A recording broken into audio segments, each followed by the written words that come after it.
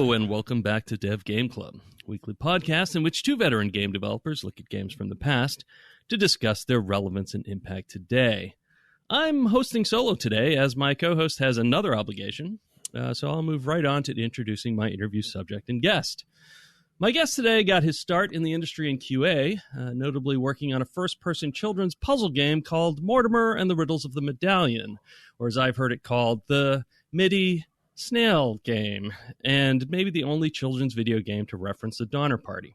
He would also test other better-known titles, which were a little closer to his heart, such as Star Wars Dark Forces, Star Wars X-Wing vs. TIE Fighter, and Star Wars Jedi Knight. He moved on from QA to join development as a level designer on Jedi Knight's expansion pack, Mysteries of the Sith, and then to another game using that engine, Indiana Jones and the Infernal Machine. He entered my life and changed it forever, for good or ill, with the Starfighter games, where he was first a mission designer, and then I think we can safely call him a creative director on its sequel, and also on Republic Commando. After the mess of LucasArts at the end of 2004, he spent a year literally in the wilderness before returning to the industry at Crystal Dynamics, where he served multiple roles, but most notably creative director on Tomb Raider Anniversary, and then overall franchise director on the series, overseeing the reboot and other Lara Croft properties. He returned to LucasArts to creatively direct another project, which sadly never saw the light of day, and then gained the unusual distinction of being the sole person I know to have been laid off from LucasArts twice, after Disney shut down the company in 2013. From there, he moved on to Microsoft's 343 Industries to creatively oversee the Halo franchise, shepherding Halo 5 Guardians and leading Halo Infinite until he left in 2019 to pursue other opportunities. He's also known as the less handsome co-host of the Dev Game Club podcast. Please join me in welcoming a man who hears the call of the savannah, Mr. Tim Longo. Thank you. Yep. Everybody, welcome to the weirdest episode we'll probably ever have. There we go. So, I mean, you know, you worked on this game that we just did, and it's true. Yeah. So it's worth poking at you a little bit. I want to ask it. Go ahead.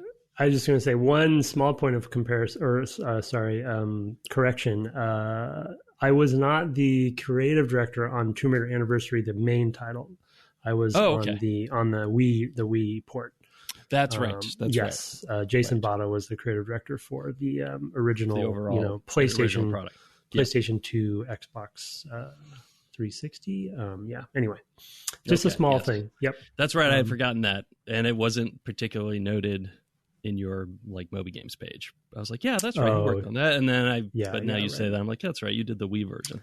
So you added all that archaeology stuff. Yeah. I've played all of those except for Halo 5. I've played, and I don't count your QA games. I haven't played Mortimer either, but I've played all your other games.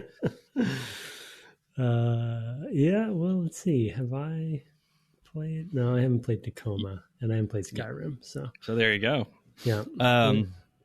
Anyway. Yes. Thank you for what a wonderful intro. I definitely need to do one for you now. Okay, well, let's move on from the intro. And, I don't know if you know this, but often on our podcast, when we have guests, we like to hear how they got into the industry.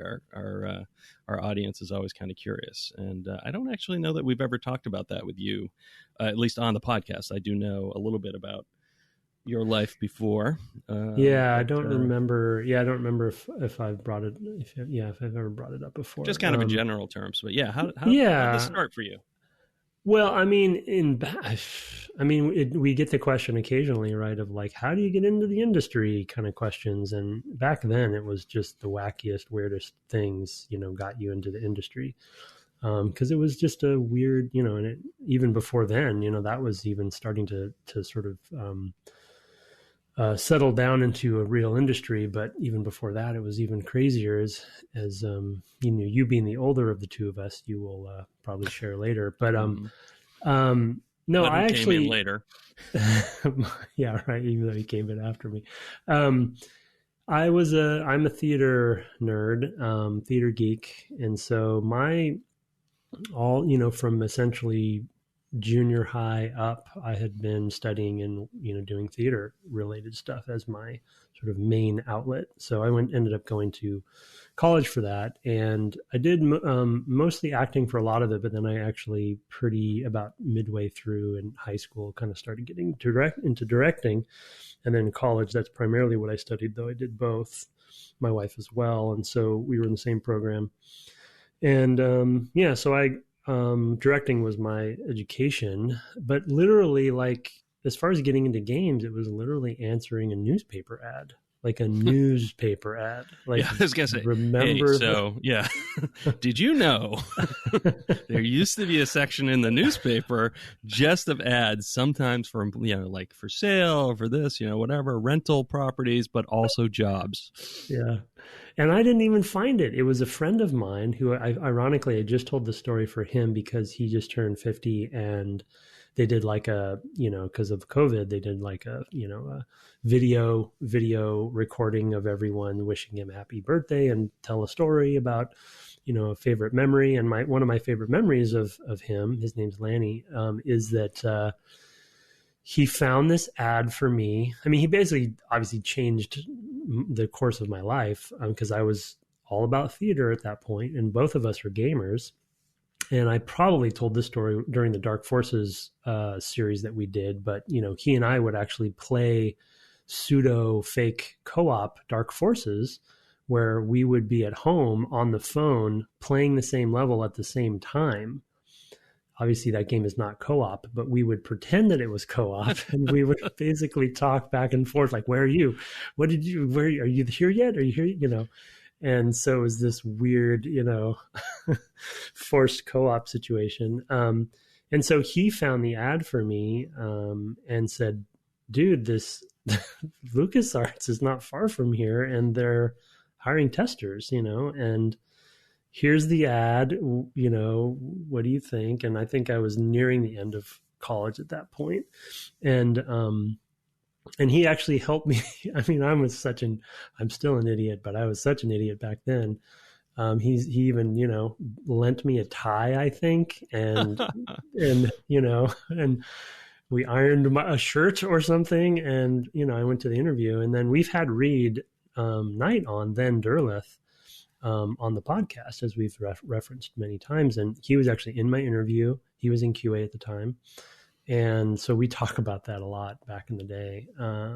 So I answered an ad, and, QA was often, and as we've, I think, probably told people over the years, QA was and still can be, though it's definitely a bit different these days, depending on the company you go to.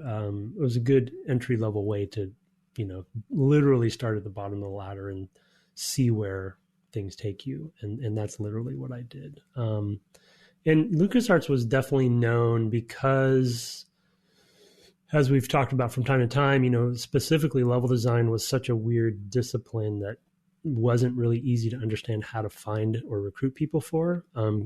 QA was a common place to recruit from design, basically design and production mostly, right? I've worked with people in those two roles, but I've actually I've had some quite good programmers who also came through that route, believe it or not. Yeah, so it's unusual. Sure. It's more unusual for programmers, but definitely heavy for design and production. Yeah, and there's a handful of art, and animation folks as well, right? Who kind of in their spare time have went to school for it, right? In fact, I think we mentioned Johnny Rice on one of the podcasts recently. We did, yeah. And I think he might have gone to school for art.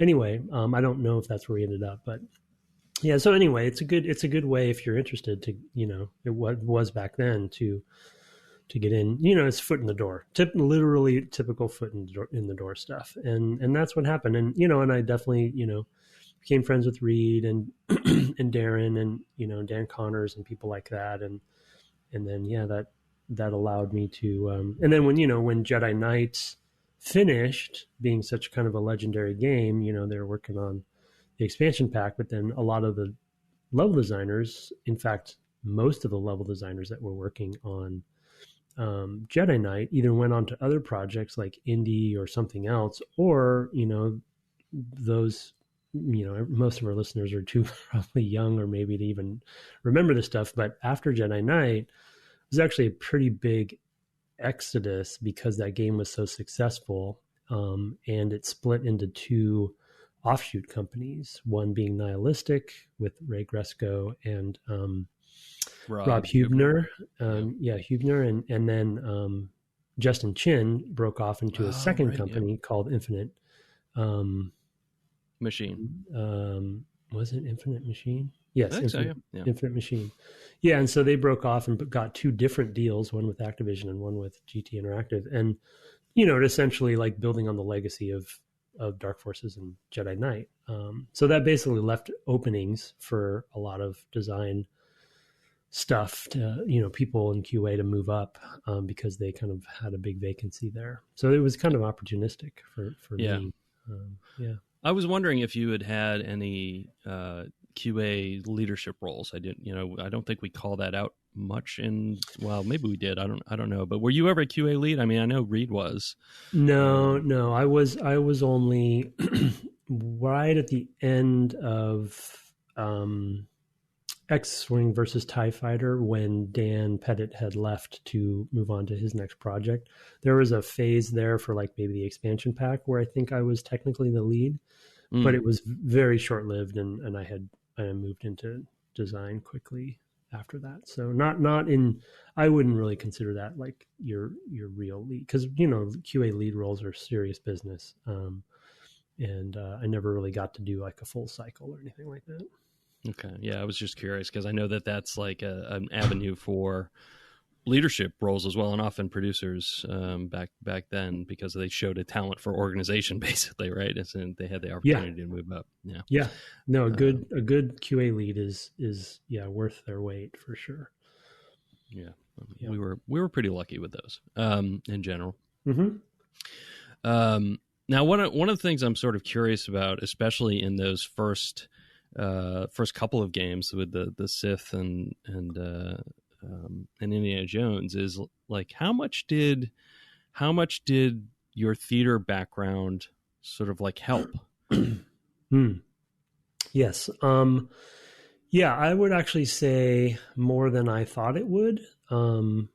I went into it assuming that I had wasted all of that time and that it wouldn't apply. Now, at the time, I didn't know that I would essentially eventually get into sort of directing and sort of people, directing people and directing management. Because, creative direction is just as much about the people as anything. But as a designer, specifically with level design, I would say, because, you have to take stagecraft, you have to do set design. Even as a director or an actor, they require you to do that stuff, which is a good thing. So lighting principles and some artistic principles were talked about. I drafted, didn't to do the set design and stuff. So it's all, the thing about level design, which we probably mentioned from time to time as well, is that it is so much about theatrics and smoke and mirrors and, composition and lighting. And those are all words that I was not expert at, but I definitely knew of them. And so I would say on Mysteries of the Sith, it didn't come into play as much because that was such a raw trial by fire. yeah. Like, we weren't really thinking things through that well. And it was so directly, spinning off of Jedi Knight that the formula was already there. But for Indiana Jones, especially because it was historical locations, like the Aetherium. Except that one. Yeah, except that one. Except your level. Yeah, no, but I did Nub's Tomb as well, which... Jeff, you did? Okay. Yeah, Jeff eventually took over. But that was, Merowe, Egypt. So that was... So, wait, are those... I might have that wrong. But anyway... pyramids, in Egyptian architecture. So, it was fun for me to, and kind of do a little bit of the similar research I would do for a set design, or even just as a director of a play, kind of doing the background stuff, dramaturgy, if you will. And so lighting especially, a little bit applied, but I was never a set designer, so it wasn't like, or a lighting designer. So it was never super specific stuff, but generally I think it probably helps some. Yeah. I mean, you had a lot of skills that you could kind of draw on at that point from your theater background. That's kind of interesting. And that's, that, I mean, I think we've probably talked about that a little bit in the past, but not sort of in this sort of focused way. But it's one thing I've always been kind of curious about because, most of my own career has been pretty focused on the thing I do, whereas, and normally when you run into programmers, right, that's, they program, right? They went to school for that. And this is different, and design is different. And especially then, there weren't any, right? I mean, part of the reason why it was hard to hire would be that there weren't any schools for things like designing, especially for video games. Yeah. So. Yeah. We've brought that up a lot too, right? In this era and before there's not programs like there are now, and I would hope though I don't know for sure, I've only talked about this a little bit with some students, but, I would hope that those programs today have similar studies related to, 3D spatial composition and things like that, right? For level design specifically, because it is very theatrical. Like I said, it has a lot to do with theater, right? Sight lines and the theatrics of lighting and things. And I don't want to say that I succeeded at this, but I would say that I had a goal, at least, especially in the Egyptian level, that, that it was a somewhat believable space in the way that it was presented to the player, as well as being fun, and the ideal for level design, I think, which I think I've said before, is, you want those two things to work together well.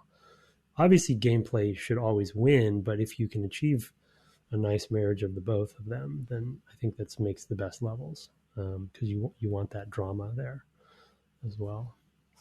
So, and one of the things that thinking about those two projects in particular that talking calls to mind is that, of course, you're going from a fairly well understood first person shooter engine to do Sith, right? I mean, they know how to make those levels, even if a lot of the sort of design brain trust had left. There's still a sense of like, this is how you make stuff for that. Yeah. I think you did at least have one or two people who were on the original game. Reed for one. Reed, okay, yeah. And the other thing that I forgot to mention is that the team that worked on Mysteries of the Sith, the design team, was basically most of the design team from Outlaws. Right. Okay. Because Outlaws was going to do an expansion pack of their own that essentially got canceled.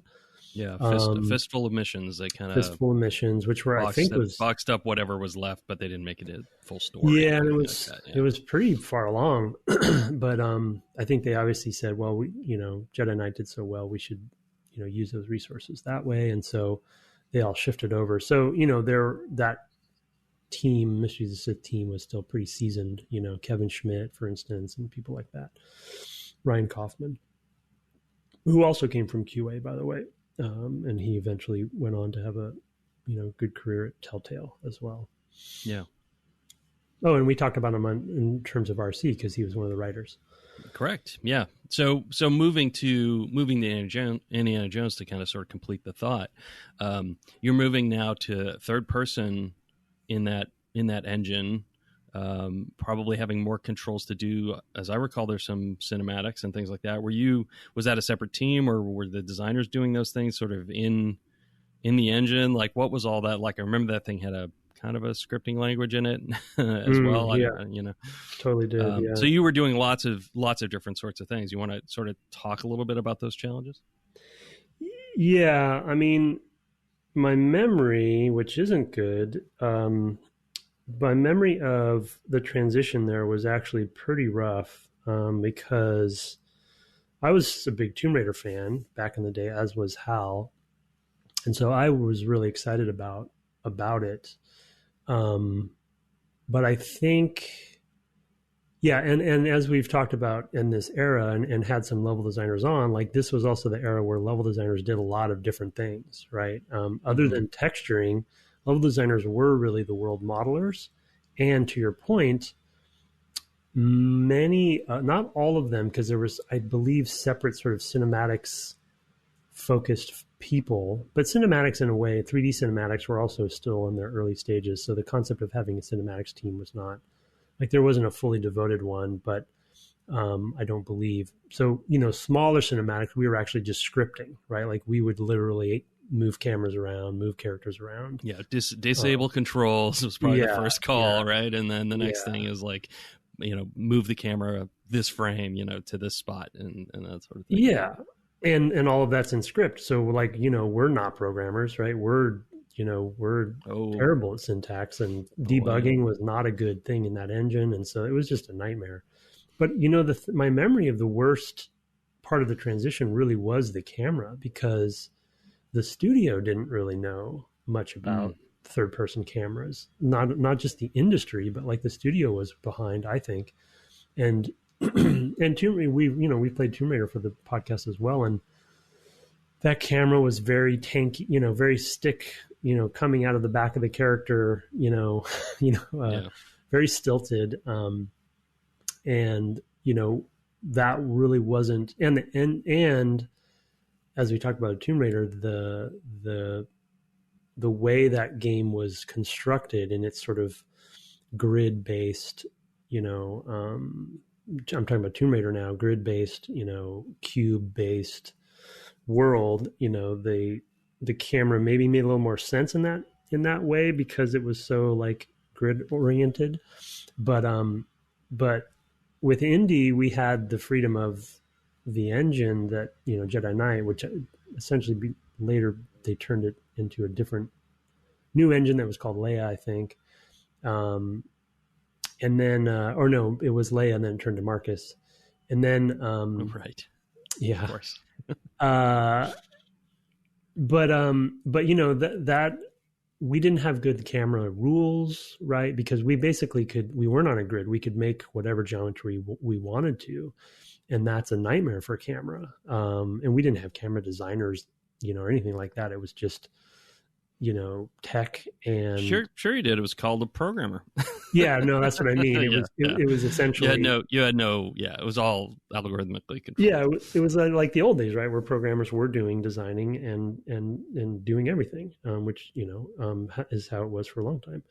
And but it's like we talk, and it's one of my pet peeves that I'm not saying I'm an expert at it, but when those two things don't marry well together, you notice, and I think that one of the biggest challenges for all of us was just transitioning into that. Like, okay, the camera is separate from your controller in a way. And so how do you design spaces for that? And so, yeah, it was I would say it was a pretty challenging project for everybody, because it was for them, for Lucas at the time, it was pretty big, and it was something that we just hadn't done a lot of as a studio. So there wasn't a lot of expertise, It was also, as I recall, one of the worst crunches the studio had ever had.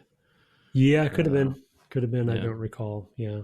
But, I mean, I don't know if that was, for you coming from QA, which tends to be overworked anyway, I don't know if that was a shock, but I remember being on a different team and going, and us looking over at that and going, oh my God, let's not do that.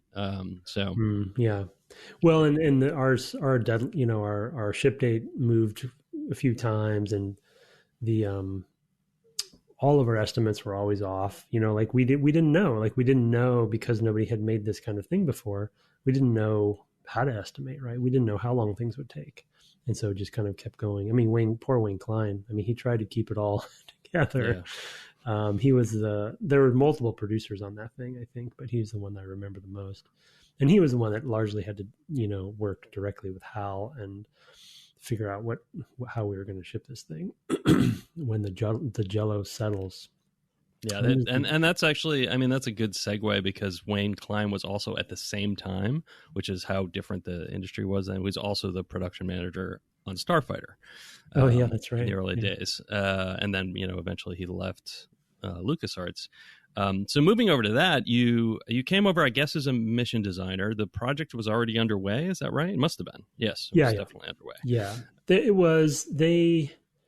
My memory is that Daron was you guys were looking for a lead mission designer. Yeah, you can say Daron because I had no. Okay, Daron was no visibility into that. Daron was looking for a lead mission designer. Yeah, and I don't remember the specifics about why, but so then they were just, I don't know. Yeah, I don't think we had one. I think Daron had kind of been leading the design and because technology was such a big part of design at that point, like I was doing some of the design and whatnot. I mean, it was clearly just kind of, we were sharing those sorts of things around. So yeah, I guess it makes sense that he would have, because we had some level designers. We would have already had like Troy Mashburn and probably Rich Davis. I don't know who else. But yeah, Rich you came over for that. Yeah. Troy came from QA as well. So yeah. I don't know. I don't remember when he joined up. So I came over and Daron, I think my memory of it is that like the early conversations I had with Daron was about a lead role. And I kind of have a vague memory of that meeting. That was kind of the first time I think I'd really met Daron too much, even though I was a big Dark Forces fan. I don't think we'd interacted very much before that. And so that was, as Bogan told the story, probably a pretty intimidating meeting. And to be honest, I was looking for a lead role. I was looking to see if that was something I wanted to do, and move into. And so that just kind of ended up being maybe my XVT, slight background there gave me a bit of an edge. I don't know how I got that. I don't know how put in a good word. I don't remember, how I acquired that. How it happened. Yeah. I mean, I think probably at that point, a lot of the levels would already have been, or missions, I guess we'd say, had already been split up among the team. And there were, there were a lot of them. And there wasn't somebody who was clearly ready to step up who was already on the team. So it might have made sense to bring somebody in both to shore up actual mission creation, but also to take some leadership authority and take that off of Daron's plate. Daron, I think it came down to Daron needing the help to do that. So you're thrown into the fire. You've got, you pointed out that creative direction is just as much about the people. What was that like to step into that now, and start learning that in games? Well, that was where, that was obviously the first time. And that for me, I really, cause you see up to this point, you see your lead, you have leads. Like for me, it was Kevin Schmidt on Mysteries of the Sith. Mysteries of the Sith. Mysteries of the Smith is a whole different game. You should look it up. It's pretty hilarious. Brad Pitt's in that with Angelina Jolie. And so, you don't really think too much about what it's like to do that job other than thinking, well, maybe you want to do it. But, I'd never had a conversation with Kevin or I don't know if we really had a lead. Tim Miller kind of did some lead stuff maybe on Indy. We didn't really have a lead level designer, I don't think. Yeah, because Hal would have been so... Yeah, it's Hal. It's a Hal project. Yeah, but I think he did give Tim some responsibility. Yeah.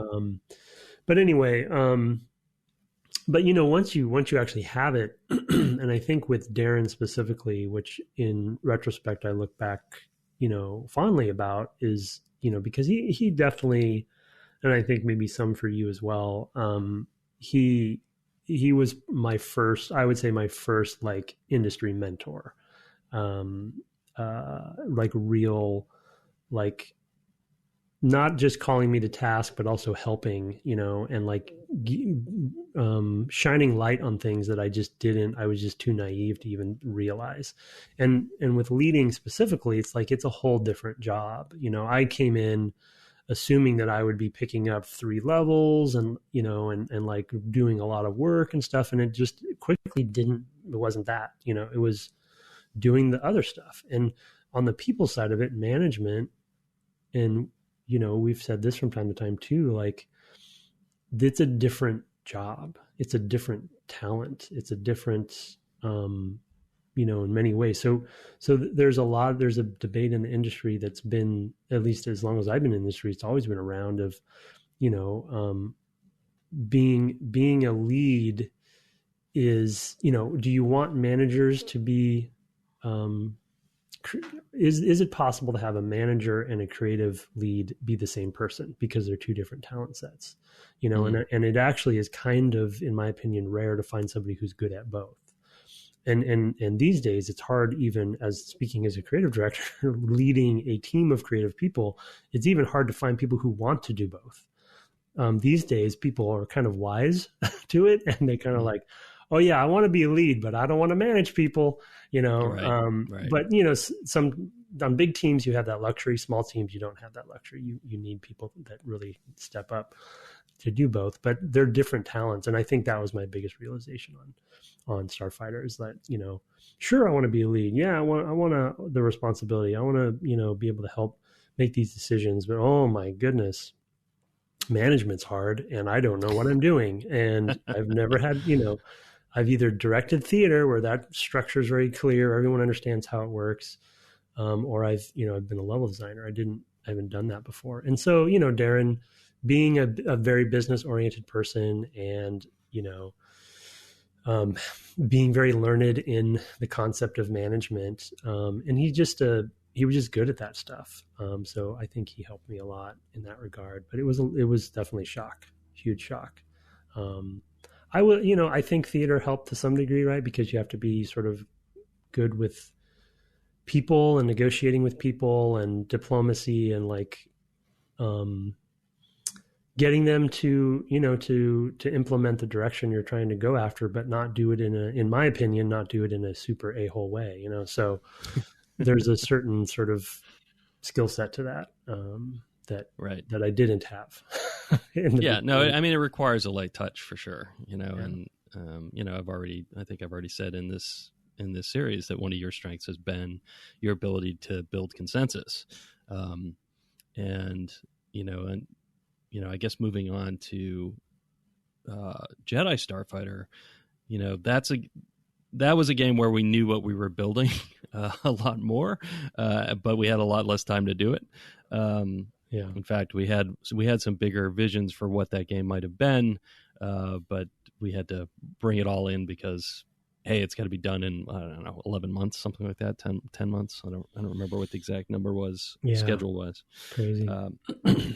But, at that point, you really were more of a, you were still managing, but you had a lot more creative authorship over what that game was going to be, is sort of my recollection. Is that, the force powers and things like that came from you, right?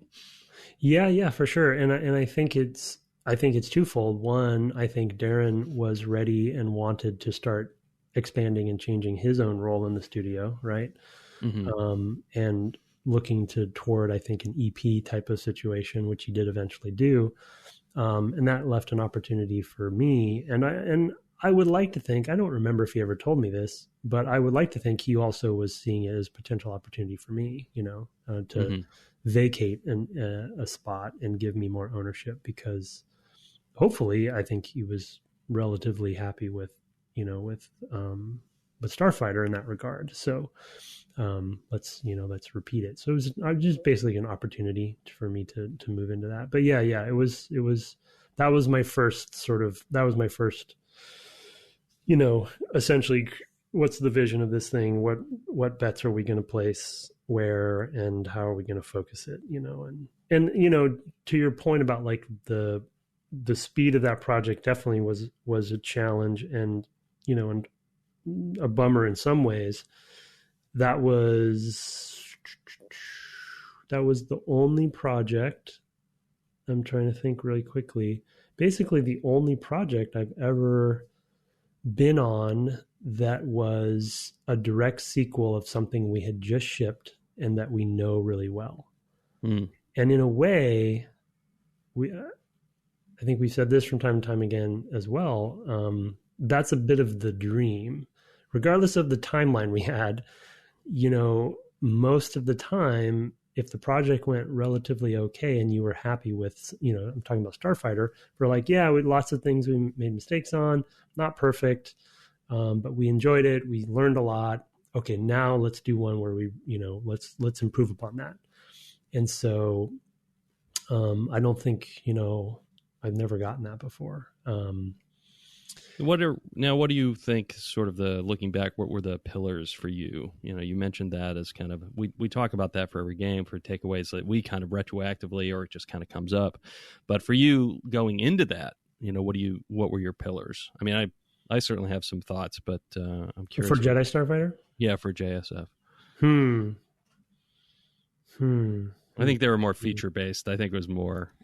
Yeah. No, I think I'm pretty sure I had sort of the Magnificent Seven kind of list, but I don't remember them. Well, I'll have to dig around. I might have, papers somewhere. Yeah. Some of that stuff. I'll have to look. Well, I think it did end up being kind of, like you said, feature-centric, right? Because we wanted to hit capital ships more and things like that. Right. I think we wanted... some more mission variety kind of stuff, but pillars are good. That's a good question. I think one pillar that I can remember that I think was the genesis of the concept of the force powers specifically was we wanted, I don't want to say more bombastic, but we wanted more dramatic experiences, maybe, Starfighter was dramatic, but it was, a little bit more grounded, sort of like what you were doing. It was very focused on, on what a Starfighter could do. And there wasn't a lot of like bombastic sort of big action kind of opportunities other than the ending and stuff. It was a little more, I don't want to say Rogue Squadron, but Rogue Squadron was, very movie emulation, and I think Starfighter was too, but I feel like we had a goal generally with Jedi Starfighter to expand that, and to do something that was more unexpected, and fresh. And I think that's where the force powers kind of came from. That was our big right? I mean, that was like our I think so. Addition. Yeah, and capital ships are another one I was thinking of. But the other thing I would say is that one of the things that project did that I remain really, I had nothing to do with it, but I remain very proud of is that how much the missions tied together and strung together in a way that was not really there for Starfighter, but that was largely because one of the things that you had to do as a manager was cut and go and look at it and say, this is how long it takes us to build stuff. We either need twice as many mission designers or a third, 2/3 as many missions or something like that. So having a better sense of how long stuff took, kind of informed Jedi Starfighter, and we could tighten it up and make all the story make sense again. So, well, yeah, and that's a good point that in that era, the role of a lead had a lot to do with.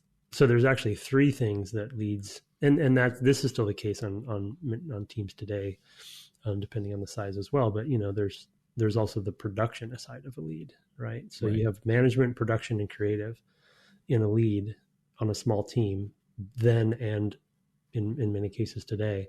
And so, finding people who can do all those and even want to do all those. There's, and that was, I was doing scheduling stuff then. And, like you said, and like, that, which I actually like that stuff. I like one surprise that I should have said earlier when you asked me the question about becoming a lead and managing people. One huge surprise to me over my career, which is maybe redundant because I've said it before, is that I like management. I like the people side of that. It's very hard, and I'm still learning, and I don't think I'm, I've anywhere near perfected or anything, but I do enjoy it. I do like helping others succeed, and that's not just the creative side of leading is what I mean there. I just mean even just from a raw management perspective. Because on big teams, like especially in the big teams I've been working on over the last few projects, 90% of the challenges are people challenges. Right. You know what I mean? It's just like, yeah. So it's like that ends up becoming such, like a big job in and of itself. And it's definitely hard too. You have the heavy pros and heavy cons on that. But yeah, but then the production side I also enjoy. I also like, I usually don't have the time for it. And so it's kind of was taken away from me a few projects ago because it's like, why are you doing this? Stop doing that. Right. But I like the spreadsheet stuff, and I like kind of getting into the numbers. Yeah, that's been taken away from all of us. Yeah. There's a whole phalanx of people who do that stuff now. Yeah. All right. Well, now we're 40 minutes in. It's time to start talking about Republic Commando. I think it's fine because we've spent a lot of hours talking about Republic Commando. But I am curious about sort of we've talked a little bit about the genesis in the games we were playing, but I want to just talk a little bit about how do you go about building the team that can implement your vision? I know it's not all under your control, but a pretty sizable part of it, I would think, is. So what was that like for you? What were you looking for in the people you were hiring? What was that part of the process like? That's a good question. I didn't anticipate that one. Well, so, LucasArts at that time was a little bit tricky when it comes to staff because it's one of the weirder sized studios at that time. And I'm sure this is still the case in some places where there's still medium-sized studios in the industry now, where it's a pretty big studio, but it's not so big where you can really like shift people around willy-nilly.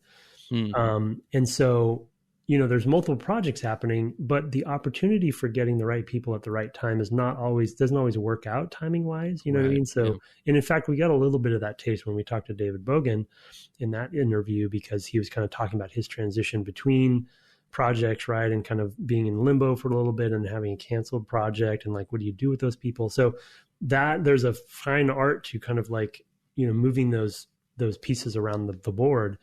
But we got really lucky with Republic Commando, I think, from a timing perspective, because we did get a lot of the people we wanted. And I would say a core chunk of that team did come from Jedi Starfighter. There were a handful of people there.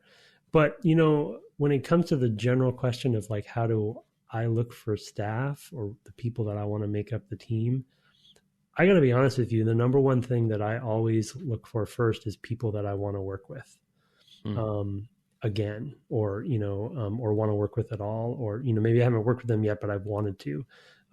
Talent is definitely important. And I definitely am not saying I don't value talent first. Skill set, important, right? What can they do? What do they know? But in Republic Commando's case, we were embarking back into the first person space for the studio. We were using a new engine. So there really wasn't, as the skill set wise, that didn't really matter too much. Yeah, nobody had it. Yeah, nobody had it.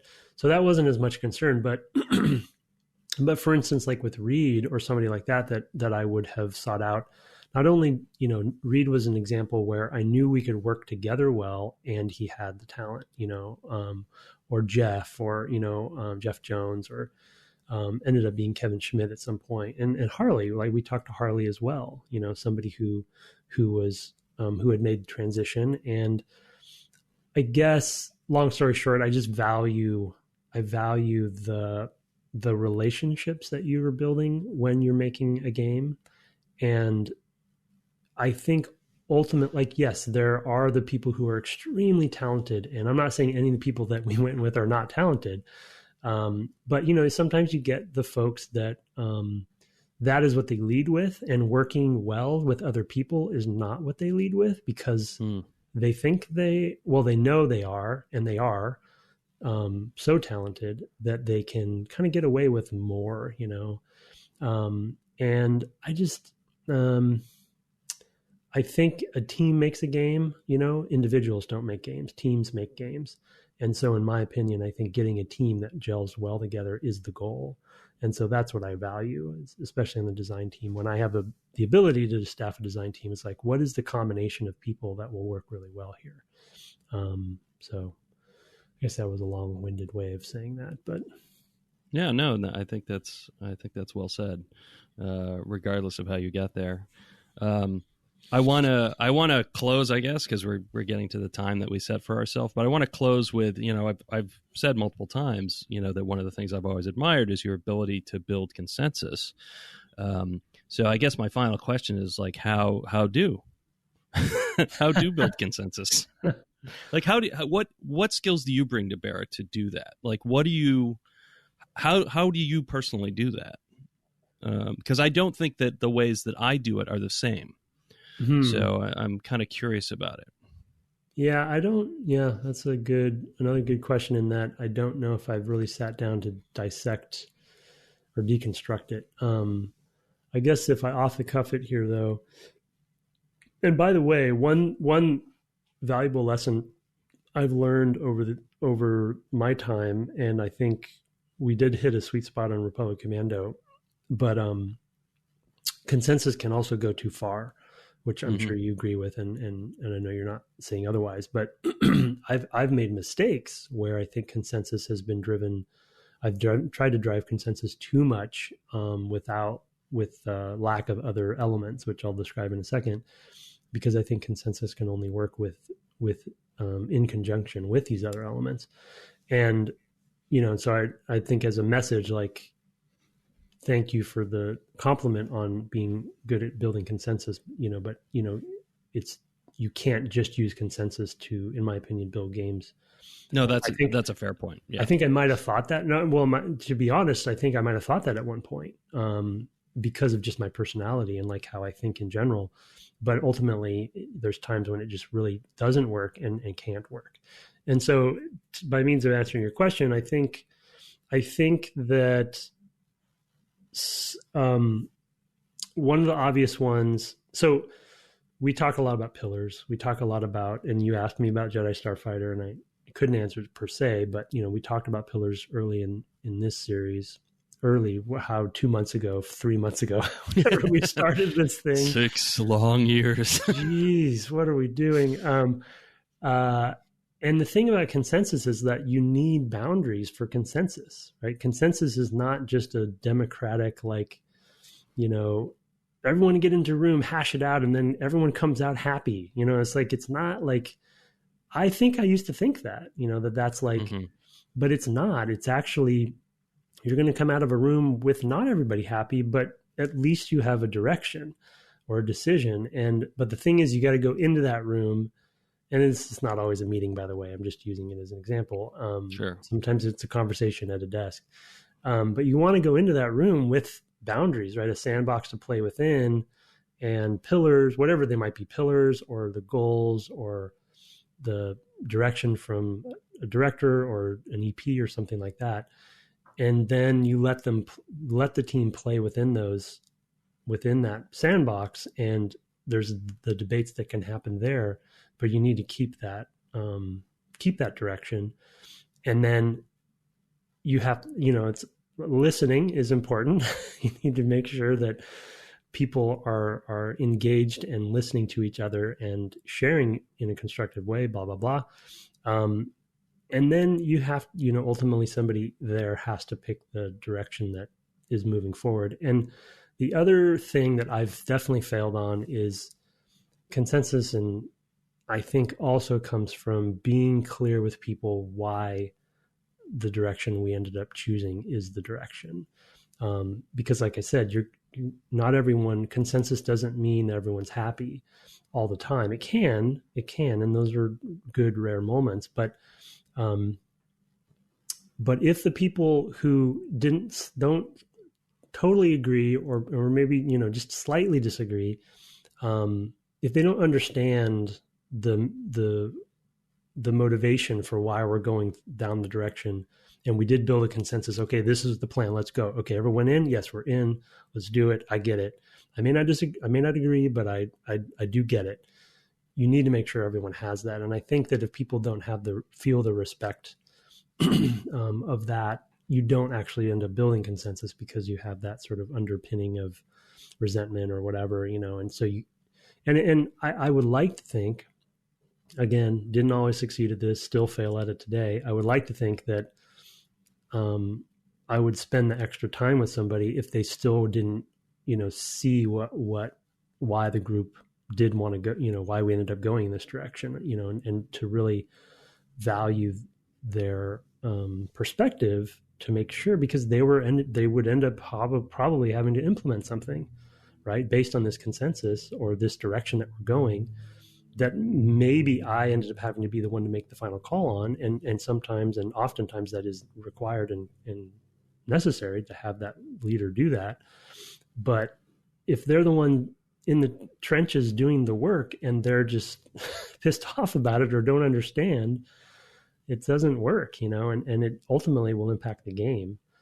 And I think you asked me this maybe a couple episodes or something, or I don't remember how it came up, but the interviews have been interesting for me because I didn't anticipate that theme of people feeling like it was such a connected team, like I feel like every interview people have brought that up, and that everyone felt like that everyone was listening and listened to, and everyone had each other's back. And I'm summarizing, but I didn't anticipate that theme coming up with everybody, because we didn't really prompt them. We didn't really prep them for that. But I would like to think that if there was consensus that we built, that people understood why, it's the why part. And believe me, I've failed at that. Even since Republic Commando, I've failed at that. So, yeah. I mean, one of the things, sort of my observation of that description is to just bring it back around, is that I hear a lot of your theater background in some of the things you say. I hear an actor. I hear an actor who's listening to his other performers, right? And hearing what they have to say and where they are emotionally, right? Whether they're ready for this thing as a director, maybe more so than an actor, but really being open to what's in front of you in order to build that, which is not a thing I ever thought about as far as how you work, but having this conversation and getting through both where you started, and where we parted ways as far as co-developers went, how you got there. So it's been enlightening. Yeah, that's fair. That's interesting. I hadn't thought about that, but yeah, being on stage, there's a trust that happens up there too, Yeah. Well, it has to be, right? I mean, if you're going to stab somebody with a fake knife, it's gotta still be a fake knife. Got to trust that's going to be true. Yeah. That was a grim way to go. Yeah.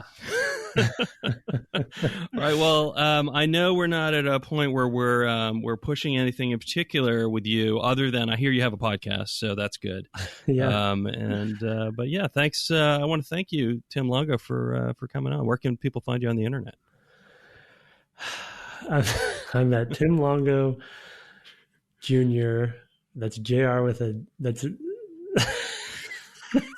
I threw you off with a JR at the end on Twitter and apparently Instagram, though I'm rarely on there. Yes. Okay. All right. Well, thanks so much. Thank you.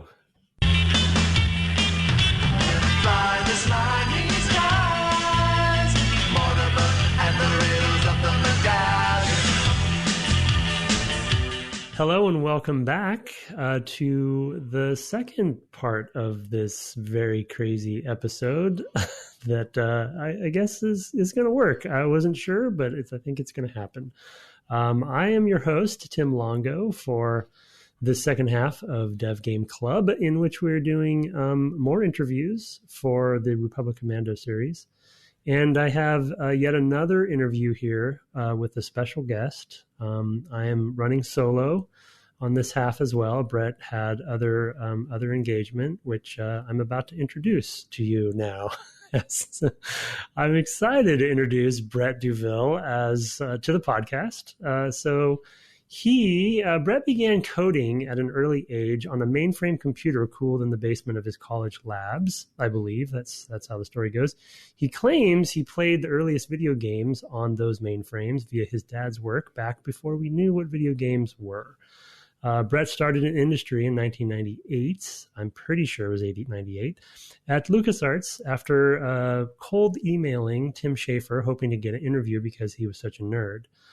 Brett's first project was Star Wars Starfighter, where he began working as, I believe he started on AI and tools before, and engine stuff before moving to Jedi Starfighter, getting his first lead programmer job there, managing an entire team. He then made the shift over to the legendary Lucas IP of Full Throttle, turning back to his love of LucasArts adventure games with Full Throttle 2, but unfortunately that game was canceled, and he was then able to move over and join us on Republic Commando, luckily. So that was a exciting moment for us. After Republic Commando, and after the Lucas implosion, he did briefly take on the role as technical director for the studio, but life took him back to the East Coast, where he worked on a few projects before landing at Bethesda at the urging of Tim Longo, his friend. He worked on Fallout 3 and 4, but also was the lead systems programmer on Skyrim, a game that has almost no systems. During all of this time, he has also been a huge contributor in the gaming intellectual blogosphere, has been a guest on various gaming podcasts, and has even taught game design and development at the college level. Brett left Bethesda to go freelance in Indy and has been doing that ever since, working on games like Tacoma and others. He co-hosts some silly podcast where he plays old games and people listen to him do it with some other idiot. Welcome to the podcast, Brett Douville. Why, thank you. Thank you very much. You mostly got that correct. That's pretty good. My first coding was actually on an Apple II. Oh, darn it. Yeah, that was, I was lucky enough to get one of those, but when I was, I don't know, 9, 10, something like that, which was a lot of money for my parents in those days. So I always look back on that very fondly. Yeah. Between that and yes, being introduced to games on, I think, a PDP 11, where I played Colossal Cave Adventure and some other smaller games with my dad Saturday mornings. That's how I got my start in both of those things. So speaking of which, and as we, obviously talk about background and where people start, I actually don't think I've ever delved too deeply into this with you. I know some bits and pieces like physics, and some other studies, but what, and you did go to school for technology, I believe, for programming and things, right? Coding, computer science, but you also studied some other stuff. But what was your, similar to what I shared as well, what was your sort of early education and focus on, and kind of how did it lead Sure, to, yeah.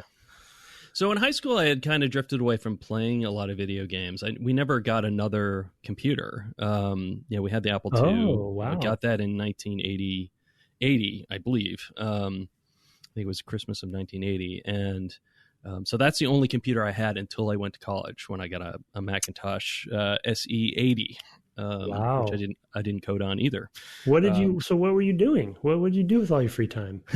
Well, I was a runner. I was playing in both the marching band and the jazz band, and I was in a million clubs, and so I had a lot more, and I was working as well. Like had a job through the last couple of years of high school, and to save for college. And so when I went to college, I went thinking I was going to do English, and my parents talked me out of that. So instead, I guess I switched to physics. Like, it was just the thing I was enjoying at the time, because I had read Feynman's lectures, and it was like, oh yeah, I could do this. Narrator, he couldn't do this.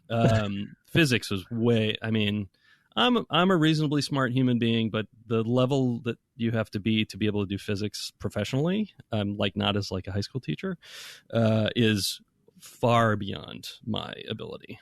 I should have known that in freshman year, but I only kind of came to understand it by junior year.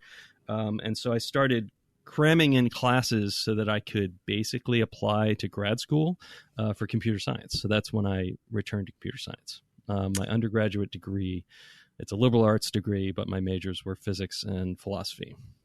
So why did you, when physics was not where you were going to head, why did you choose computer science?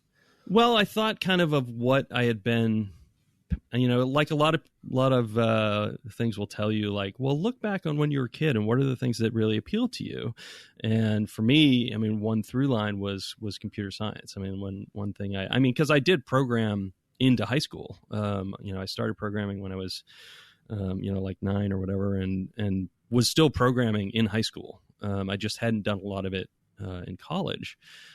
So I kind of looked back and was like, well, this is a thing I actually really did enjoy. And then cramming some computer science classes, and I was like, oh yeah, I really still do enjoy this. And just made sense. If it hadn't, who knows what I would have had to try to figure out next.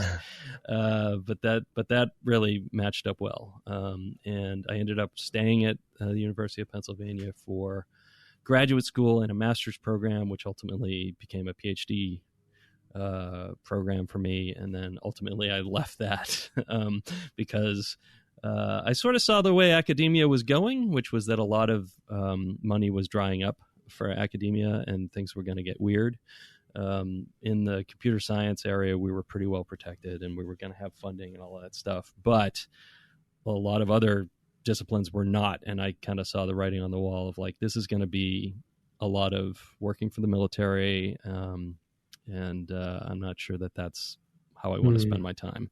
Yeah. I think that is largely true, but I kind of looked at that and was like, I don't know if that's really me. So I had another dark night of the soul of like, well, this other academic pursuit I'm following, I don't know if that's going to work out as an academic pursuit. So I kind of looked around and I looked at basically 2 careers. And one was I'd been in the graphics lab. One was computer animation, which was really coming on strong at that point. I looked at Pixar. And the other was video games. Yeah, that's right. And was like, these are, I'd played some games, through college and then in grad school, we played a ton of both Doom and Quake. And I was playing Diablo, as I've mentioned before. I had played Myst. Like I played a lot of good sized games in grad school, but through high school and college hadn't played a lot. So I was like, well, these are, this is a whole thing now. And yeah, you're right. I did send a letter and resume in advance, but then cold called Tim Schafer and basically invited him out to lunch. Made a trip to California and invited him to lunch. And he basically set up interviews for me. He said, when we get back, I've set up an interview with some folks, for afterwards. And it was a job interview. And I didn't I had sent my resume, but I didn't really connect that up to this was going to be a job interview. The same day as the lunch? The same day as I had lunch. I come back from lunch. Oh my gosh. Having sushi for the first time, because that's what Tim wanted. I came back and sat down, and that's when I met Daron Stinnett, who was one of my interviewers that day. Holy cow. So it was him, it was Steve Ash, and Eric Wilmunder, who was the head of tools, mostly caretaking scum at that time, the system that all the adventure games ran on. So that's how I got started. Before we get there, though, I want to go backwards really quick. One question that I've never asked you that I've always been curious about, because I'm not a technology guy, so I don't really.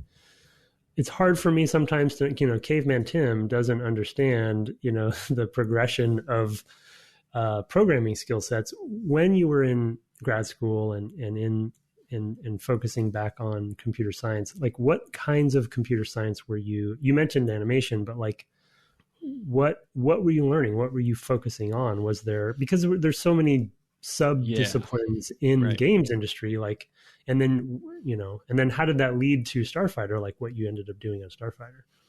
Yeah. Oh yeah. That's all kind of wild. So, I started with So in graduate school, like I did a couple like intro to programming classes or whatever in my senior year, just and some other math stuff that they wanted you to have. So a lot of what I did my first year was really just cramming in all the things that I hadn't taken as an undergrad. So in addition to classes I was taking, at the end of that year, I was going to have to take a preliminary examination to basically say if I could continue as a PhD student. And that meant learning 4 years of stuff, which I mainly did in about 8 weeks. So to take the test, but it was operating systems and compilers and algorithms, some of which I was learning as graduate, student level stuff, and lots of sort of, computer language theory and blah, blah, blah. I mean, a lot of stuff that's just not super interesting, but that undergirds so much of what we do, as well as hardware. Like I was learning about hardware, there's just a wide variety of stuff. And I found that I was most attracted both to graphics, which was a lot of 3D math, but also robotics. The sort of area of research I ended up going into was using graphics to simulate the human hand. And collision and like basically, and some of my physics knowledge of like where the weight would be and things like that, to try to figure out how does a hand grab things in this simulated environment we had. So that ended up being all of sort of the areas that I was researching, but I also had to do an awful lot of catch up just to stay in. So, right. Yeah. So now you're in these surprise interviews, and did you have to dazzle them with human hand simulation conversations, or like? No, I mean, it was a pretty standard interview. I mean, Daron asked me 3 questions, I believe. One was like to calculate the amount of rainfall that fell on Marin or the Bay Area or something like that in a year. One was to programmer interviews are so hilarious to me. And then one was to print out a number to the screen, but you only 1 digit at a time. And that one, I think I surprised him because I was sort of sitting there staring at the whiteboard, and he was like, do you want to ask any questions? I was like, oh, I'm just trying to figure out whether I want to write an iterative or recursive solution. And he was like, never mind, you're fine. I can't believe you remember this stuff. This is great. I remember it entirely. And then I actually don't remember what the third question was. But yeah, Daron and I got along really well. And I ended up meeting Steve Dodderman as well, who's the head of development at that time. And he was just kind of a last stop on the interview tour at that point. Right. And the funny thing was, I guess afterwards, I only learned this much later, is that, after an interview, there would be an email chain, and, Steve Dodderman would ask, okay, what did everybody think? And Daron assumed I was there to interview to work with Tim Schafer. Because Tim Schafer had set that up, but Tim was busy with Grimm and actually already had his team. Yeah. But he kind of threw, in his email, he was like, hey, yeah, he's a pretty good guy. I'd take him. And so Darwin's like, okay, I'll make him an offer. And so that's how I came to be hired onto what became Starfighter. Daron didn't have an opening, or he did. He was just starting to figure out what was next. He was maybe, I don't know, 9 months out from Outlaws or something like that, and was starting to build. He had Steve Ash, which was why he was in that interview. But that was it. It was Daron and Steve. Yeah.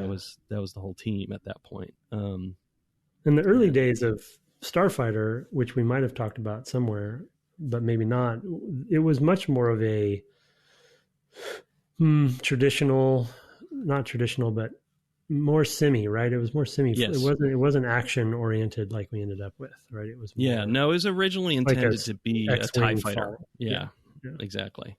Yeah, it was originally going to be a PC title, and we spent a lot of time building towards that. In fact, one of the things Daron was concerned about was like, well, when he followed up with me and basically offered me the job, he said, one of the things I'm concerned about is like, it doesn't sound like you play a lot of flight simulators, which was true. I don't think I had ever really played one at that point, maybe once. And he said, but you'd have to get familiar with those, if you came to work here. And it's like, so you're going to hire me and I'm going to come in and you're going to have me play a bunch of flight simulators. Sounds horrible. Like, oh my God.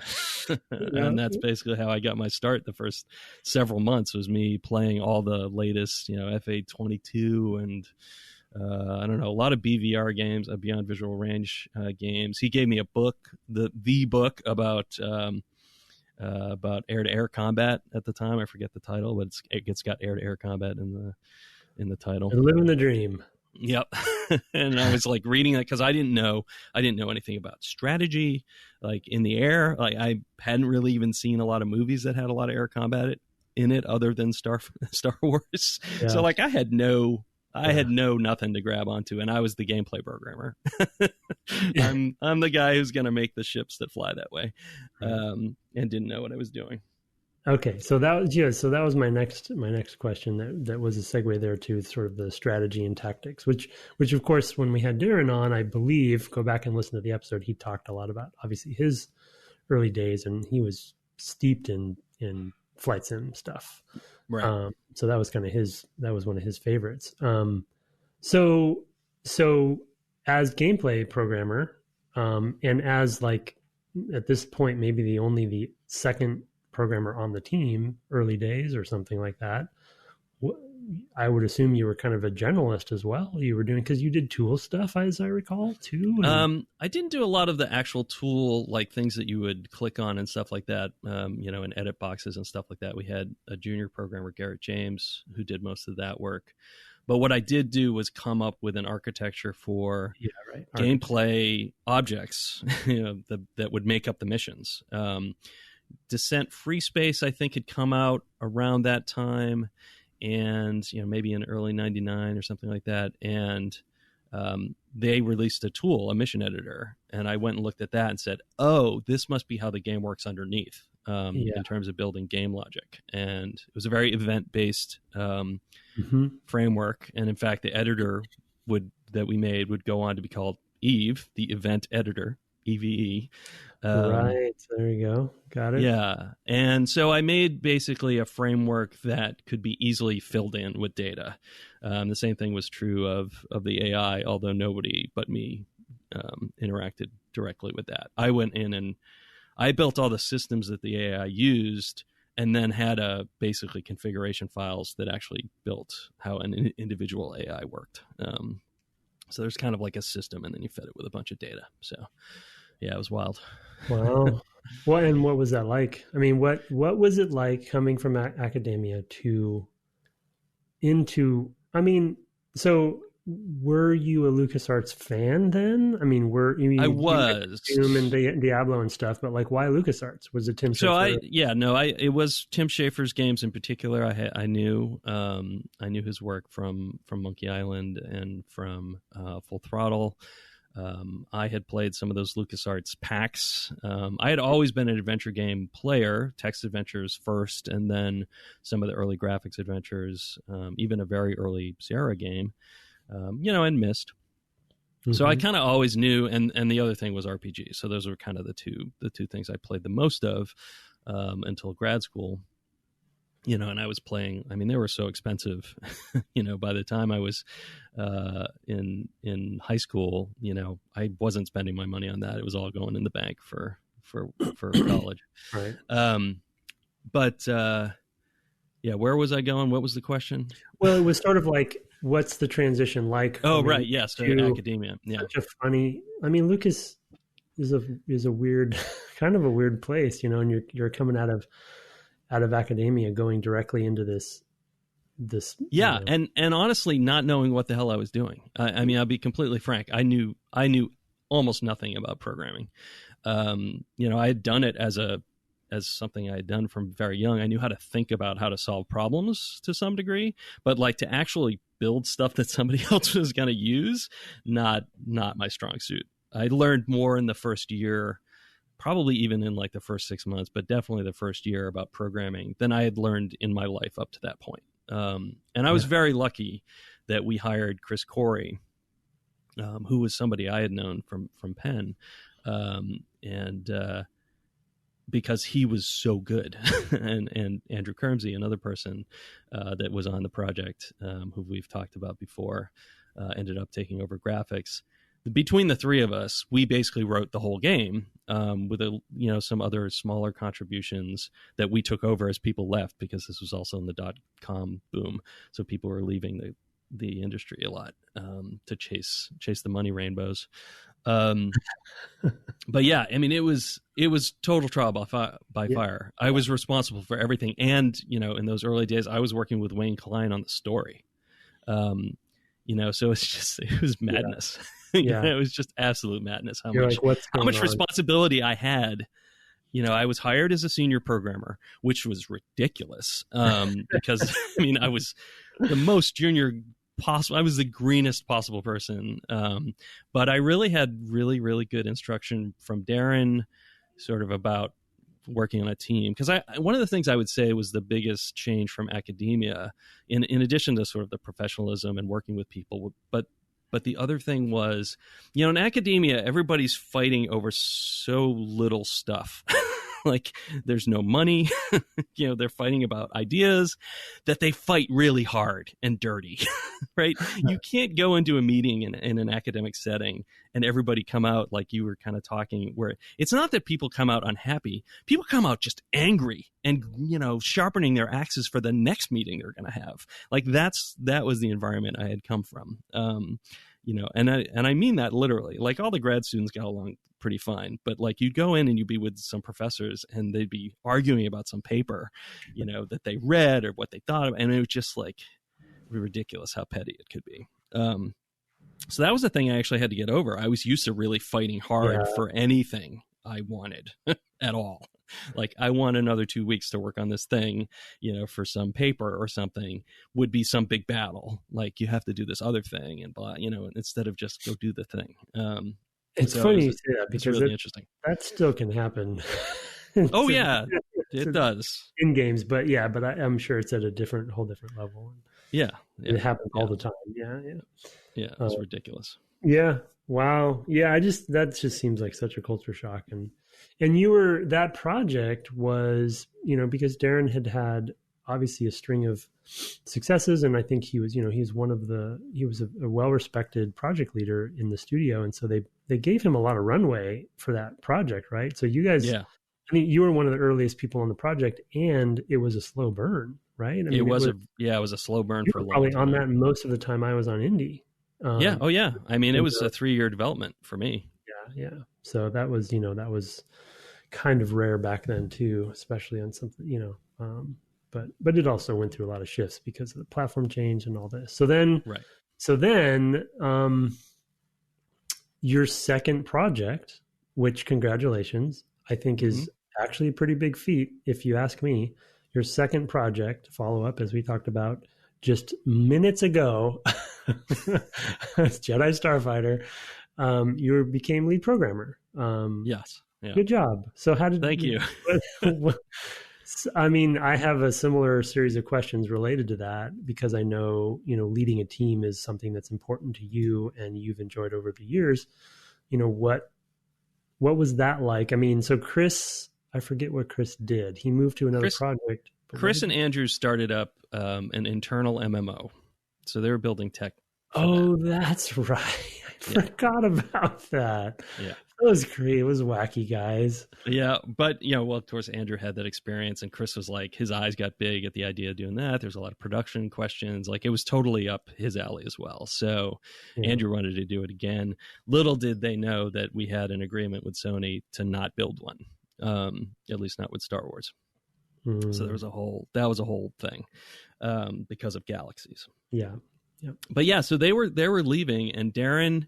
So I think one of the things Daron had seen was that I worked so closely with the designers, because I was doing all this game logic for them, and like, what would make your lives easier. I would go in and I would just sit and watch people use the tools, and like, this is a whole nother thread of questions I have, by the way, but yeah, you're going, so keep going. I'm going. Yeah. So I would sit down with, Jesse Moore or Doug Modi or whatever, and just sit there behind them and, for half an hour if they didn't have topics to talk about with me, because I'd come in sometimes, they'd be like, yeah, I don't really have anything for you. I'd be like, well, I'll just watch for a little while then. And they'd just work. And I would ask questions like, why are you doing that? And they say, well, this thing and, that thing or whatever. So I actually learned more about making the games from the designers than I knew from my own background. I would sit there and I would figure out like, oh, this is what they need to be able to do to make games. And so part of how I developed was just very closely in concert with the people I was working with. So it was a huge, I was so lucky, both, Daron for sure. Like he was also my first mentor, but so was Chris. So there was like two vectors of leadership there. One was the technical and one was, Daron had been a programmer, but wasn't in that world anymore. In fact, I had to argue was like a leadership about it. mentor. Exactly. Yeah. He was my leadership mentor. And he called me in. It was him and Reeve Thompson, who was going to be the producer for Reeve. For Jedi Starfighter. And he brought me in and he said, hey, Chris and Andrew are going off to do something else. We're going to spend another year and get a little more out of this engine. Would you like to be the lead? And I was like, well, let me think about it. And talk to my then wife, and I'll let you know tomorrow if that's all right. And I remember closing the door behind me, and like my heart was going a million miles a minute. Like I was totally surprised. I was not expecting that. I was thrilled, and I was totally wanted to take it, but also didn't want to like jump out of my shoes and say yes either, because I don't know why. No, I can remember shutting the door and being able to hear Daron laughing with Reeve afterwards. Like, wow, that happened. That was weird. It was pretty funny. They're like, oh, he's playing hardball. I see. When it was really a smokescreen. I mean, that, like I said, the next line of questions around that, I want to get back to the lead stuff, but just before I forget, I don't think this was a coined term or anything. I'm just throwing it out there, but you kind of became known as sort of the designer's programmer in a way. You know what I mean by that? Yeah. Like not literally. I just mean like that kind of, you had a persona about you that, and in fact, I was, I still talk to folks and I was talking to Troy not long ago, and he brought it up again. When we talk about you, and he's like, yeah, man, working with Brett, he just listened, and we would, figure things out, and just so responsive, and I think for someone like Troy, that was a sort of a bar that was set. You set a bar for him on sort of expectation of that collaboration, and even if it is you creepily sitting behind somebody watching them work and not actually saying Troy anything. I will say Troy always had stuff for me. So Troy put in the work as well. Like he was somebody who, there were a lot of designers I'd show up, and I think in some cases it was that they just didn't trust that this was the way things could work. Like I remember Modai, I think he had been on maybe Force Commander, and he came on and he was pretty raw. And I set up a meeting with him, and he's like, what is this about? Like, it was totally defensive. And I was like, oh yeah, so I do this thing, I just have these level designer days. I just go to a level designer every day and whatever, and I just kind of work with you on whatever your problems are. And he was like, but what? Like, I mean, he was very like, I mean, he wasn't threatened, but he just hadn't had that. Like, he had no idea that, programmers could be. I was just very, what we would say, client focused, it's just like, these are the people sure, I work for Daron, I work for the project, I work for the company, whatever, but really I work for the designers. Like, I fight for the users, Tim. Yeah. I saw Tron, when I was a kid, and I fight for the users. There you go. So back to the management stuff, like what was it like for you, making that transition to lead other programmers? Because you definitely, you inherited some from Starfighter, I believe. Yeah, I still had Garrett, I believe. Garrett, yeah. But I had to hire as well. Okay, so what was that like? So we didn't have, like you had said, like we didn't. So we had this weird churn going through because of .com.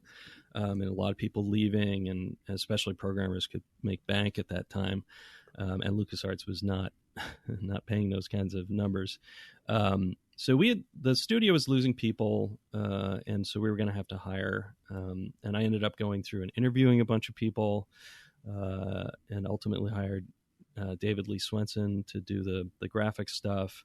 And I was given Steve Dykes to shore up the gameplay stuff because I was going to be leading, and was also taking over kind of the system stuff that Chris had done. Mm-hmm. It was a good fit for Daron to make me a manager and lead on that project because I knew how all of it worked, right? The technical parts of the problem were not, and it was basically an expansion pack. It was a full game, but it was also, using the same tech, right? And we know how to do this. We have frameworks for everything. We're going to try to do some particular things. We're going to improve performance a lot, et cetera, which of course the designers are going to eat up like crazy. So it ends up running just as slow, but and we, on the programming end, there were plenty of things that we should have done it differently as well. And, over the years, I've sort of like, that's not how you code games for consoles. We were very PC focused kind of people, but yeah, I basically, had all this mentorship from Daron, and somebody I could just go to and talk to about what was going on. But also I had learned to work with people, basically by also learning from the designers, just like every day spending time with people and helping prioritize their needs, against the needs of the project, against, whatever my current duties were, for a milestone or something like that. So I'd really already been kind of in that soup to some degree. It's kind of leading from below, I guess, in that way, through the designers and through supporting them. So it was really kind of a perfect fit from that standpoint. I mean, you're looking for somebody who already knows this stuff and can kind of grow into that role. I mean, he was taking a little bit of a flyer, but I think he had seen, that I cared about that stuff, like that I paid attention to a lot of the things that he was doing, and he was a perfect mentor for that.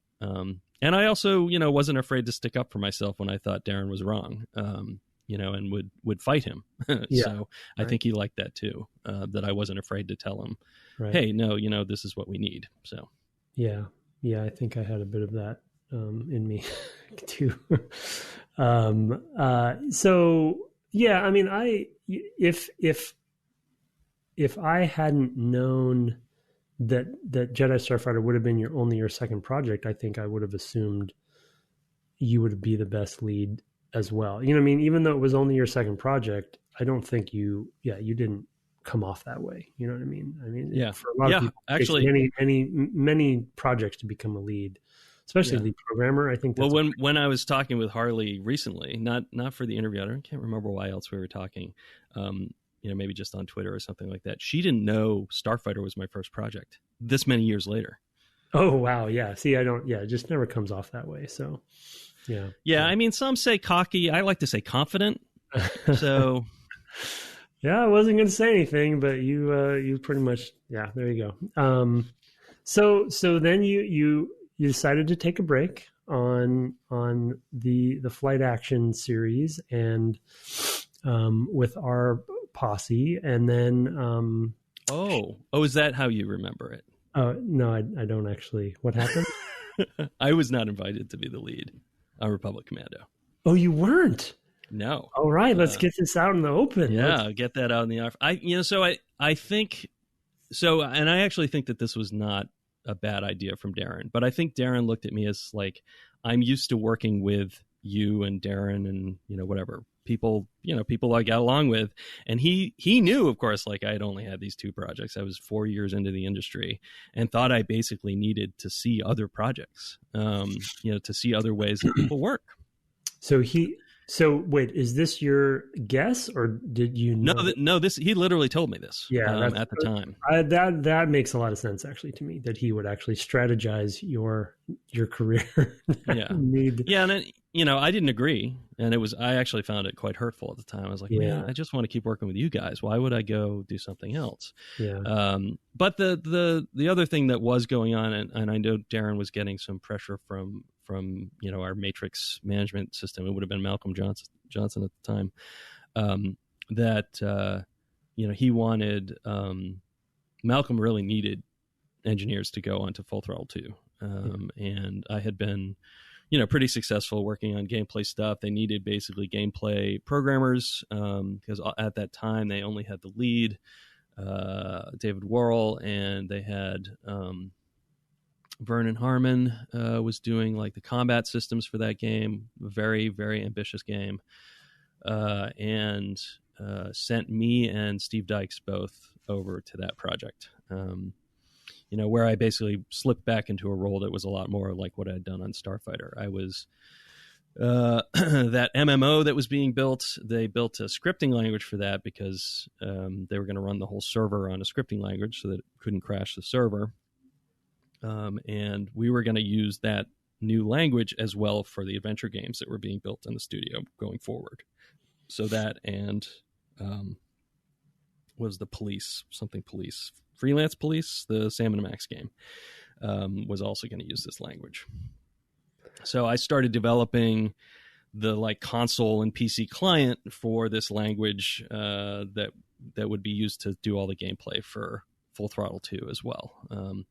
Which when the game was looked at and like, okay, it's not going to be the big game that we hoped it were, what else can we build? That was basically all they were going to keep was like the stuff I did with the designers. But they decided it wasn't enough game at that point to keep it going. So it got canceled. Yeah. Wow. It was a big thing. What a mess. Yeah. It was actually kind of prey to the culture to some degree. You had talked about in your half of the interview, like the, people aren't always available when you want them. And like, there's a bunch of games going on at any one time. And one of the things that had been done on that project was they grabbed up a ton of artists that they really liked because they knew there were a lot of art requirements, Yeah.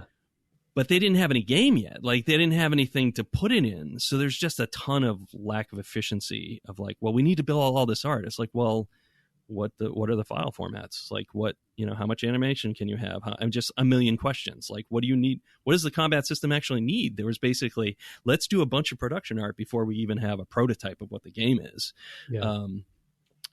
Side note, the game was basically the Warriors that came out a few years later, like 2004, was basically the game, that they were building with a little bit more adventure-y stuff, but all the components that are in the Warriors from combat and stuff like that is what you would see in Full Throttle 2. So, yes. And so I think early in the series, we talked a little bit about you coming over to Republic Commando. We had different leadership, and then you kind of came in to what, and I mean, how much of that do you want to talk about? Oh, that's fine. I mean, that was I think that would have been like in October of 2003. I came over to the project and I was like, oh, I'm home. I understand these people. And I basically came in to take over ownership of gameplay and tools because we had hired an Unreal expert. I think that was not a bad idea in J. Scott Peters. I think that was his first initial was J, but he went by Scott. And Scott was leading the project, but he was more of a very technical lead. And we had gotten into the point of the project, you had gotten into the point of the project where there was a lot of the people stuff, a lot of the managing stuff that wasn't as much his forte. So it was making sense to kind of start supporting him, with a stronger manager type. So I kind of came in to help with that, especially with gameplay and tools, and kind of helping the relationship between the programmers who were supporting the designers, because that was a strength.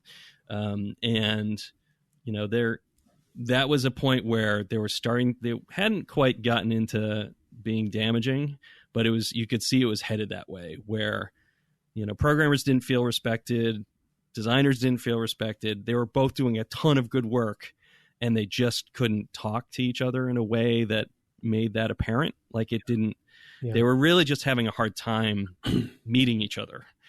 And I knew how to speak both of those languages, which has always been an advantage. That I just, especially working with the designers so much on my first couple of games, to come over and now like, okay, well now I have to not just be the programmer who supports them, but help the programmers supporting them support them was really the big thing that had to happen.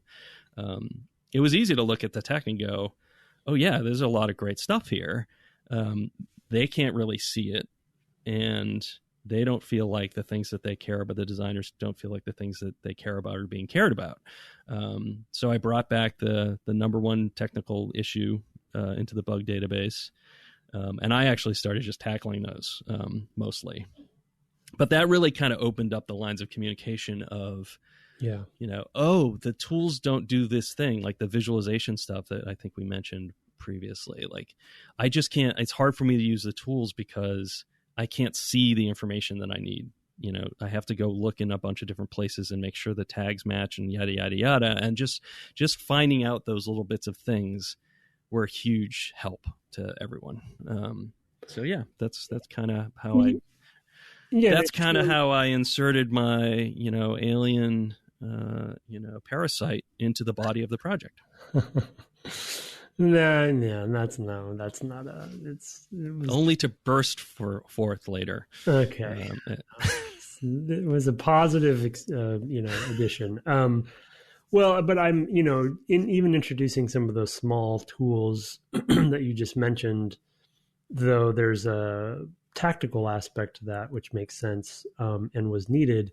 I think that the spirit of that is also the sort of olive branch and mending of potential wounds and stuff, right? So I think it culturally starts changing, like you said, the tension that had been there between different groups not communicating well, Could have been other things as well. Those were useful things, but I think that was sort of essentially mending those wounds. So that's also there were a number of people on that project I worked with before, like Troy certainly came with me from Full Throttle 2. Troy's the only person I worked with the whole time I was there. Right. I was going to say some of the designers had not been on. They had come over too. I think even right, and they didn't know me. Yeah. I hadn't worked with Schmitty before that, or Jeff Jones or Reed. Reed wasn't on a Starfighter game, was he? Oh, maybe he was. No, he was. Oh, okay. Yeah, Battlefield 2 and other things. Oh, that's right. Yeah. So so I think also in Patrick Cirque was doing a lot of art, and it just, for those people who knew me, there was also just the like, oh, well, Brett's here, this is going to be fine. I mean, I think Patrick in particular was just so excited because like he knew I would care about, I would figure out what his priorities were and find a way to help him, with his issues. The game development issues, Patrick, your other issues. He's character. What a character. And of course I worked with him, I was at Crystal as well. Yeah. So did, you may not want to answer this, but did Daron have any response when you came back over to the project, or was there any conversations around lunch there about, hey, I told you so? No, I don't think so. I mean, because Chris Williams had really taken over the day-to-day management. I mean, there might have been a joke. Yeah, maybe I told you so level joke, with Daron, something like that. I don't remember anything specific. I do remember him being like, yeah, I think you could be a real big help to us now. Because I will say, like, I think Daron knew like that I was not technically ready as a technical person, going into, I don't think I would have been the right lead to start that project. So I think Daron was probably right. I mean, it was hurtful, but it was also probably correct. So it's like, I don't, I look back on it and I'm like, oh yeah, I remember that really sucked. But at the same time, I'm like, yeah, but I mean, come on, I would have drowned, in that first, whatever year or something. I would have been just completely overwhelmed, and I would have made a lot of bad decisions, and that project would not have been what it was. It was much better choice to have somebody come in who could teach other engineers the ropes of the sort of quote unquote Unreal way. Because Scott had worked with it before on a Harry Potter game, I think for EA. So he knew it. Like he already knew like how you add stuff, and he could help people like Nathan Martz or John Hancock. Like this is how you actually add stuff to this engine. Yeah. And I would have been floundering. I would have been a failure. I mean, it would have been setting me up for failure to bring me on that project. So it was really a kindness to put me somewhere else where I could maybe do some good and then bring me back when that didn't work out. Interesting. So, yeah, I mean, I guess we've never really talked this deeply about that whole thing. And of course, as you just saw, I forgot actually how that all went down too. You may not have known, to be honest. That's what I was thinking. I was wondering if because there would have been to hide behind. The studio wanted me to go to Full Throttle. So could be. I don't know. I'm just wondering now, though I will never remember it. I'm wondering if Daron and I would have had a conversation at some point where I would have probably said something like, "What the heck is happening?" Yeah. Or maybe you, took the party line and kind of like said, well, this is what this is the right thing or something. I don't know. I just would have probably pushed back, Yeah. Or maybe he convinced me on the Unreal thing or something. I don't know. I just don't. I don't recall. I mean, I think I think there was also some because I know Daron would have been getting it, from Malcolm as well. Like, no, we really need him to go over there. Yeah, and that was the culture of the studio was very much that bargaining, right? Yeah. So I mean, so when I say, it was more like, well, I wish he had, fought for me, but again, like looking back, God, no, like probably the best way it could have happened. Like literally I could go and see like, oh, these are, in some cases like, oh, I like the way these choices are being made. Or I see like how this project got into trouble, like, and could try to work to get it out. Mm-hmm. And there's a lot of just kind of thinking about where you are. That's hard. It's hard to happen when you're comfortable, right? I mean, that's one of the problems with a, for example, a studio that has a ton of success. It can be really, really hard for them to grow. Yeah. Not size wise, but like in, their sort of abilities and like just to push themselves in new ways, because they don't have to stop and think like, why did that go so horribly wrong? Because they've just been successful. Success can be a real detriment to growth in some ways. Yeah, no, it's good. That's a good point. Yeah, it's funny because we've obviously over the course of this series talked about the game so much, but we haven't talked about that particular sort of shift and what happened there specifically and how things could have gone differently. And it's interesting to me to think that, because they're pre-production versus production are very different phases for a team. And that transition can often be hard for some people on the team, some developers, some are very pre-pro centric and good at that. And some are very production centric. They don't like ambiguity. They want to know what to do. And and so, and you didn't really have this luxury as much at LucasArts, but you definitely had it more than on, say, a one project studio, where it's like you can move people who suit the phase better based on the phase you're in, around, though it sounds weird to do that. But this is an example where it actually ended up maybe making the project a better project because of that. Even though there were reasons why in both cases, right? Why that happened. Yeah. It wasn't the plan per se, but it ended up being the plan or what happened. But it just kind of reminds me of that conundrum of, you definitely want a team to stay together the whole time, but people are different in different phases. And in this case, it kind of ended up working out. So, yeah, we were able to scale up really quickly too, because there were a bunch of engineers who were suddenly free because we had the change in leadership. And this would have been like in early 2004. That's when I really started more leading the project. I wasn't like officially the lead probably for a couple more months, but like I was already kind of helping Chris make the technical decisions at that point about what we needed to do. And, we had freed up some people because Full Throttle, we ended up with Michelle Hinners from that. I can't remember who else would have come in. There were some people who came in for multiplayer as well from, like freelance police shutting down. So, it was an interesting year. It was quite a time, quite a year and a half, I'll say.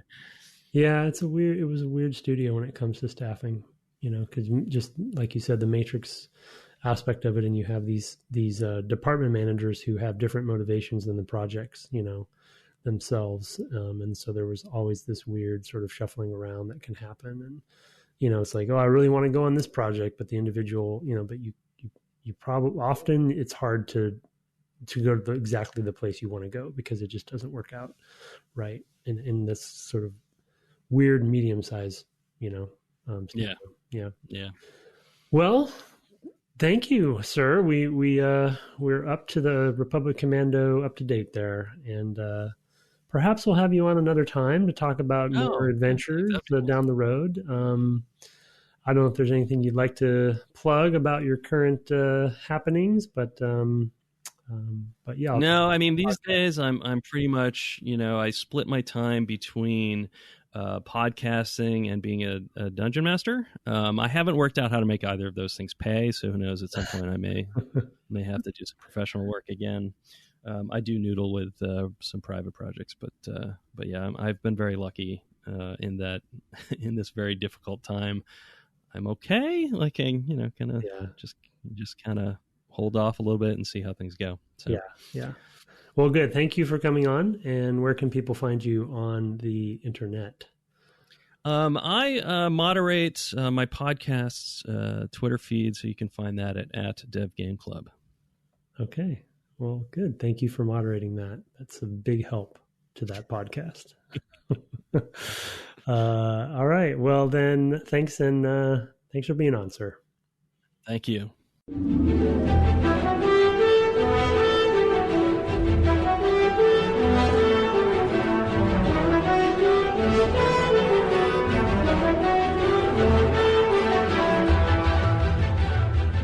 Welcome back from the break. Of course, after the first break, you would have heard some music from Mortimer and the Riddle of the Medallion, and then in the second one from Starfighter. So there you have it. Da, da, da, da, da. But yeah, that was unique, and I hope nobody expects to have anything like that happen again. Yeah, I think will be the most unique and different podcast we will ever do, and never do it again. Yeah. All the axes are ground. Everything's been sharpened. Yeah, everything's out there. Some surprises. It was a roller coaster ride. Really, yeah. No, it was a good idea. I as I told you, I was a little skeptical that it wouldn't be super weird, but I think it went okay. Yeah, no, I just kind of slipped into, I mean, whenever we talk for the podcast, I just kind of I'm really listening, and trying to sort of pick up what you're putting down, whatever, just to have a conversation in a more focused way, right? A more, active way. And so I just tried to do that to interview you as well. Yeah. And then completely failed when I was the interviewee because I had to add what did you ask me again? So weird. Yeah. Okay. Yeah. Hopefully didn't come off too self-indulgent of us, but I thought it was fine. Yeah. Good. Yeah. We're going to go to and I guess before we say more, we might have another Republic Commando interview coming up. We have it on the schedule. We'll see if it actually happens. If not, who knows what will happen next week. We'll have to pick another game and go. But we'll keep you all posted. But we think one more. But that at this point, that'll be it. The horse is well and truly beaten at this point. Yeah. But we had one email that we had gotten right after we recorded last week, so I wanted to make sure we got to it this week. And so if you could take it away, sir, we have an email from Ashton. Yes, subject squads and heroes from Ashton Herman. Hi, Brad and Tim. It's been a while since my last email, but I haven't missed a week of podcasts. Thanks for all you're both doing. It feels especially welcome during these times. I've really enjoyed your discussions about Republic Commando, and I almost can't believe how great the interview episodes have been. I'm really looking forward to the next Next one. Oh, well, the next boy, one would have Ashton. been Bogan. The next one would have been Bogan at that point. So, Oh, okay. We gave him a double whammy. Well, I was inspired to write in after another correspondent last week asked about squad mechanics and power levels between Halo Reach and Halo 5. By coincidence, I've also just finished Halo 5 years or so after I picked the game up after launch. And because of DGC's ongoing discussion on RC and its squad mechanics, I found myself paying particular attention to how the squad AI functioned in Halo 5. For context, I played a ton of Halo 5 multiplayer at launch, but with twin babies at home, I lacked the energy to play through the story at the time. I played all of the Halos on Legendary difficulty. Good job. Awesome. And with the launch of Halo Infinite presumably around the corner, I figured now was a good time. Now was as good a time as any to finally experience the game's campaign. Tim mentioned something about Spartans being superheroes and that the player should feel like one. And you both discussed how a game like RC or Halo 5 sells a different kind of power fantasy, one in which your squad is powerful / heroic rather than just you. As I played the game, I began comparing it to another squad-based sci-fi game, Mass Effect, and I wondered what it was about these two games that felt so different. I realized that Mass Effect, as an evolution of the BioWare party-based CRPG formula, feels substantially different from Halo 5 in that the party in ME feels like an extension of my own ability toolset, while in Halo 5, my squad feels somehow independent from me. I can give them orders, but I don't micromanage Buck's individual abilities in the way I would Garrus or Liara. At their best, the other Spartans in Halo 5 feel like other players, and they can make or break an encounter. By contrast, Mass Effect's companions feel like extensions of my own character, and that's not all that different than how I perceived Minsk and Eri in Baldur's Gate 2. They can enable my success, but it's up to me to leverage them to that end. Anyway, I'm not sure how well I articulated the thought. That's still coalescing in my brain, but what do you guys think? Thanks again, Ashton Herman. I mean, I think that that's accurate. Certainly it's accurate that you felt that way. But I think that that's accurate to the lineage of the games. I mean, one of the big problems is, I'll continue my gameplay programmer hat. One of the big problems with a CRPG is that the party makeup can be quite varied. And so writing a reasonable AI for your characters is often so context sensitive that it's just not reasonable to ship. It would be very, very hard to write squad style, Republic Commando squad style AI for the characters that you happen to put in your party in Mass Effect, because you've got like 7, I think, that you can choose from, something like that, and you're choosing 2, so you've got some very large number, 42 combinations that the party can have, and just writing an AI that can do that in a reasonable way would probably have to dumb down the enemies so much that part wouldn't be any fun. I mean, it's just a really, really hard problem to support.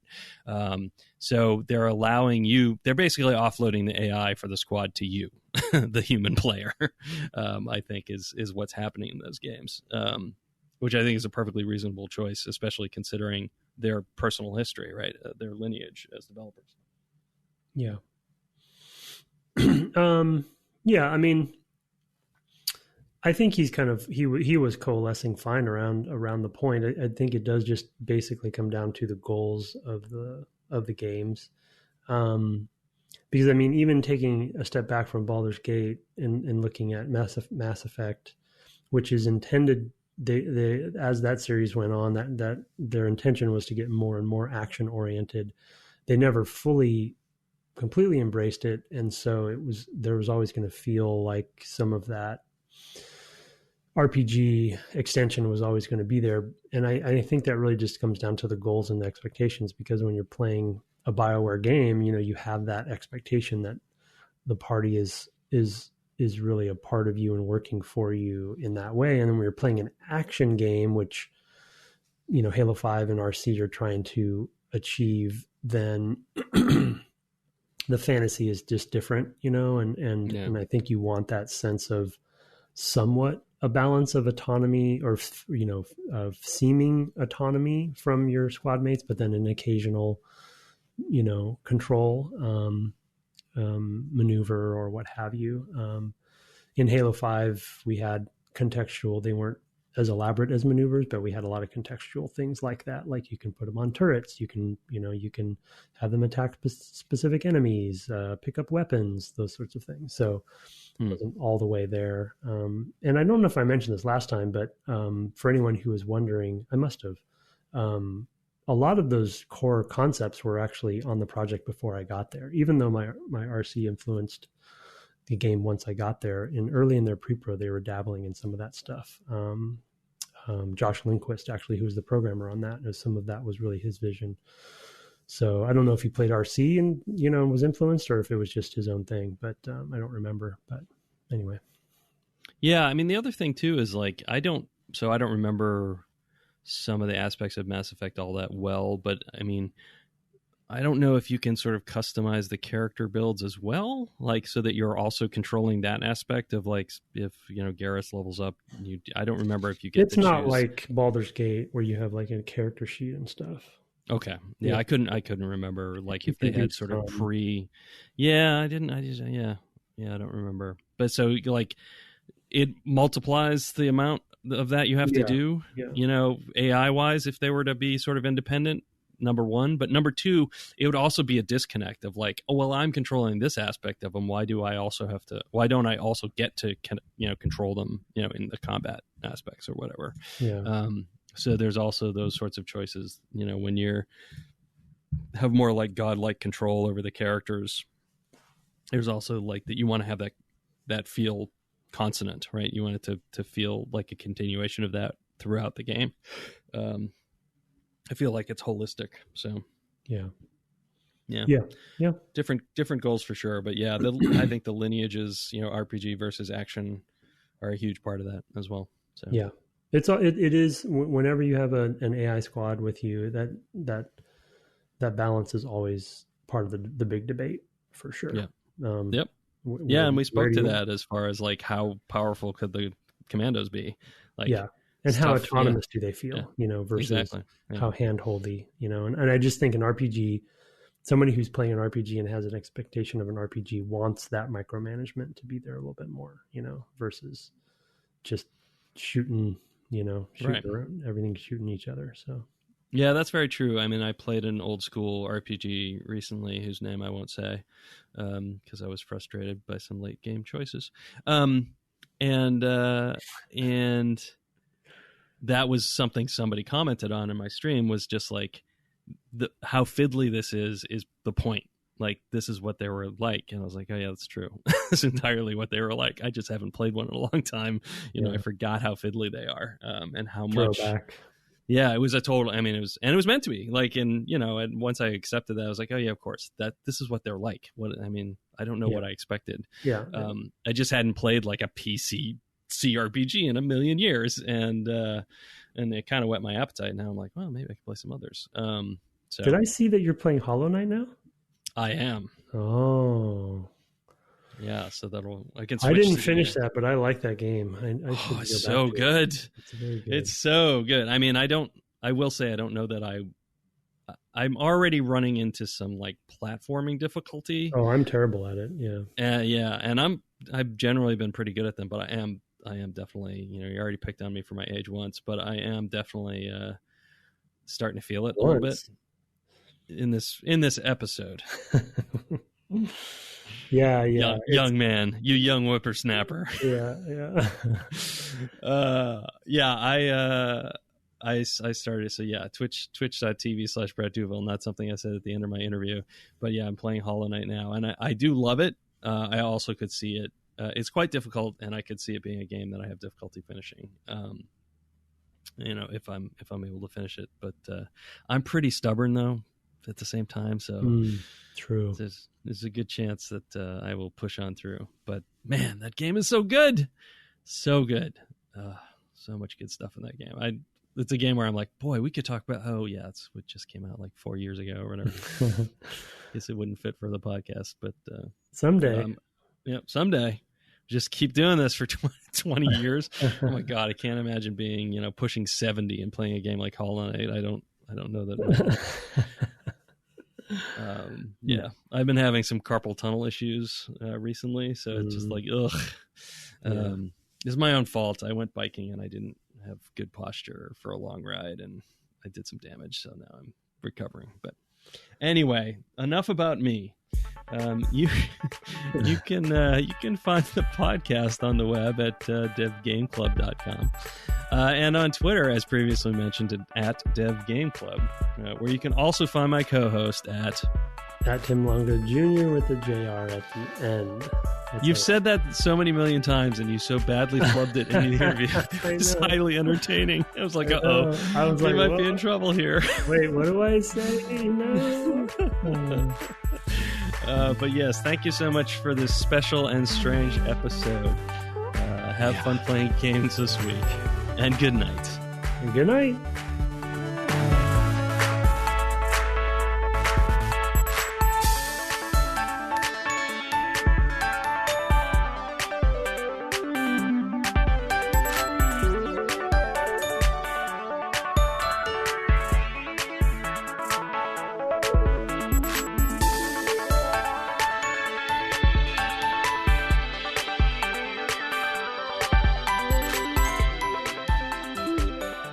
Okay, let's never do this again. This was your idea. I'm just kidding. No, I think it went way better than I thought it was going to go.